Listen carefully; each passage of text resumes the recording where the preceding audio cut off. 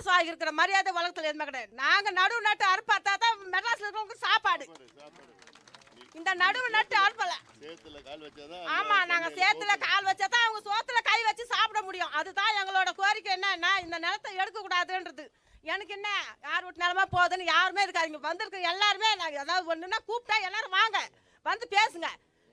வேணாம் இந்த மாதிரி யாரும் வராதிங்க, எங்களுக்கு நிலத்தை விட்டு நாங்கள் கொடுக்க மாட்டோம், நாங்கள் அது இருக்க தொட்டா நாங்கள் போய் பழைக்கிறோம், ஒருத்தருக்கு இல்லை கூட ஒருத்தருக்கு நிலம் இருக்கு, அந்த நிலத்தில் போய் நாங்கள் பாடுபட்டு சோறு தின்றோம் சொல்லி எங்கள் எல்லாரும் வாங்க. எனக்கு என்ன வந்தது, அவங்க நிலம் தானே போகுது அப்படின்னு யாரும் பின் வாங்கி போகாதுங்க. இங்கே வந்திருக்கிற எல்லாருமே ஐயாரு சொல்கிற மாதிரி கேளுங்க. எல்லாரும் அவங்க குடும்பத்திற்கு பார்க்குற மாதிரி பார்க்காதீங்க. எல்லாம் ஒற்றுமையாக சேர்ந்து பாடுபட்டா தான் எல்லா கையை தட்டினா தான் கேட்கும். ஒரு தை கட்டினா கேட்கவே கேட்காது. நான் எத்தனை முறை வந்திருக்காங்க அழகிறதுக்கு, வாங்க வாங்க வாங்கன்னு கூப்பிட்டு தான் எல்லா வீடுகளும் இப்போ கூப்பிட்டு தான் இருக்கேன். ஏன்னா என் நிலம் அந்த ஸ்டேஜுக்கு பின்னாடி தான் இருக்குது. பொன் விளையிற பூமி இது. ஆனால் இதை பொன் விளையிற பூமியை பிடிங்கிட்டு அவங்க என்ன கொடுப்பாங்க, சிமெண்ட் போட்டு பூசிட்டாலும் என்ன விளையும், ஒன்றுமே கிடையாது.